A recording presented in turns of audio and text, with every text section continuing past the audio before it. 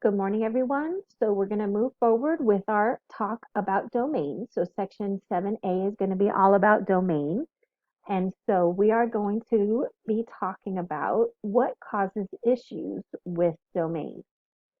So because our functions are real valued functions, then everything that's in my domain needs to map onto a real number. And if it doesn't map onto a real number, then I can't graph it. And therefore, that number in the domain does not give me a real value in the range.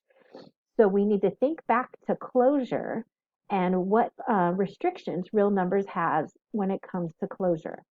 So if you remember back in theme 1, we talked about how counting numbers were closed under addition and multiplication, but they were not closed under subtraction. For example, 2 minus 5 does not give me a counting number. And so we had 0 and the opposite of the counting numbers added in, which were the integers, which were lovely, but they were not closed under things like radicals and division. So we came up with rational and irrational numbers. And together, rational and irrational gave us the real numbers. So we still have 3 issues with the real numbers that were never really solved. And those are the things that are going to restrict our domain. So for example, if my function involves dividing, we have to make sure that we prevent division by 0. So if there is a domain value, that means that we're going to divide by 0, we have to restrict that domain value. That cannot be part of the interval of the domain. Another thing that we're not closed under is even indexed roots. So square roots and fourth roots, we can't take the square root of a negative number or the fourth root of a negative number and get a real answer. And so that would also be something that would restrict our domain. So the radicands have to be positive when it comes to an even indexed root, or I should say non-negative. So you can take the square root of 0. Odd roots are fine. For example, the cube root of -8 is -2. No questions about that. So then the third thing that we are not closed under for real numbers is we cannot take the log of a non-positive number. So we can't take the log of 0 and we can't take the log of a negative. Neither one of those exists. So that domain would have to be restricted in that case.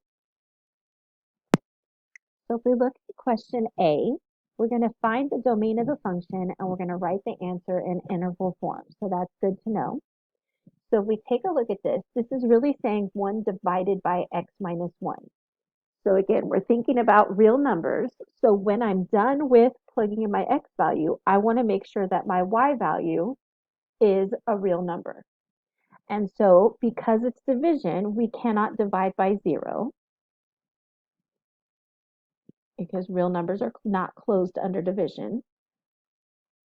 And so the only issue that I would have with my domain here is when x minus 1 is equal to 0. So that means x equal to 1 is going to give me a non-real number because that's going to be 1 over 0.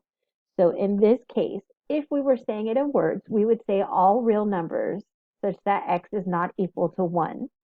So if we look at that on the graph, that means that we have an open circle at 1 and we are shaded everywhere on the number line except for at 1. So do you see that that gives me 2 intervals? I have an interval to the left of 1 and I have an interval to the right of 1 that I want to discuss. So to the left of 1 is going to be from -infinity to 1. So again, -infinity is an idea, not a number. So we want to make sure we have an open parentheses on that one. And since 1 is not included, we're going to have an open parentheses there. And we're going to union that with or combine that with the second interval. So again, 1 is not included and positive infinity is an idea, not a number. And so this would be the interval for my domain, that I can have the set of all x values except x equal to 1.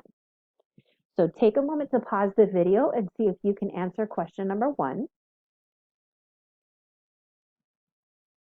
So again, this is a division problem. So the only thing I'm worried about with division is that I cannot divide by 0. So that means that x plus 4 equal to 0 is going to give me an issue with my domain. So that means if I use x equal to -4, we would end up with 3 over 0, and that is not defined. So I cannot have x be negative 4. So if it was in words, we would say the set of all real numbers such that x is not equal to negative 4.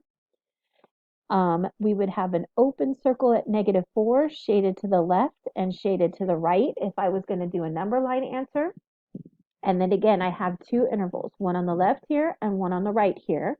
So I would say from negative infinity to negative 4, where negative 4 is not included, combined with negative 4 to infinity, again, negative 4 not included. So this is the interval way of saying the set of all real numbers such that x is not equal to negative 4. All right, so then moving on to the next question, we're talking about functions with even indexed roots.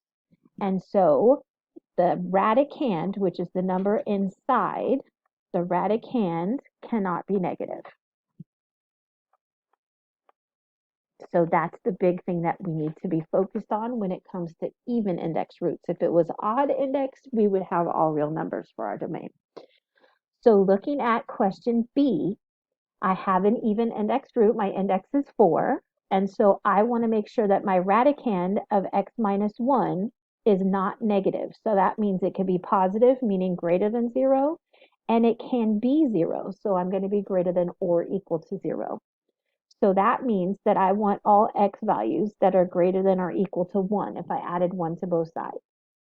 So if I drew that on a number line, that would be a closed circle at 1 and shaded to the right.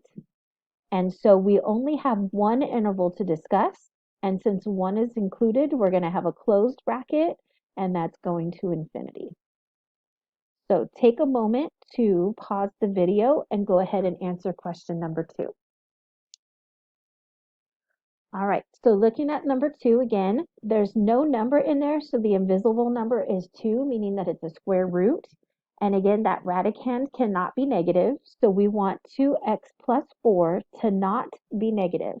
So it can be positive, meaning greater than 0, and it can be 0, so greater than or equal to 0. So if we subtract 4 from both sides, we get 2x is greater than or equal to negative 4. And then dividing by 2, we get x is greater than or equal to negative 2. So again, if we graph that on the number line, I'm a visual person, so I like to graph it a little bit.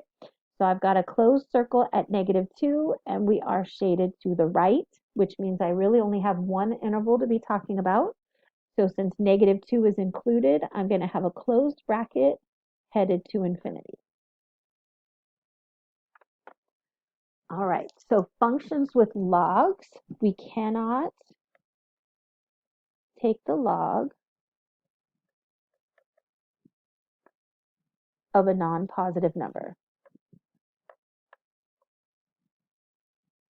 So that means that what we take the log of always has to be positive. It cannot be 0 and it cannot be negative. So looking at problem C, that means that what I'm taking the log of, which is the x minus 1, cannot be negative and it cannot be 0. So it has to be positive. So it can only be greater than 0. So that means that x is restricted. The domain is restricted to just x values greater than 1. So again, in all of these problems, we're talking about how are we restricting the domain. And so if we take a look at that, that would be an open circle at positive 1 and greater than says shaded to the right. And so that means open circle at 1 means 1 is not included or an open parentheses. And it's heading to infinity, which again is an idea and not a number. So that will always be open. So take a moment to pause the video and answer question number 3.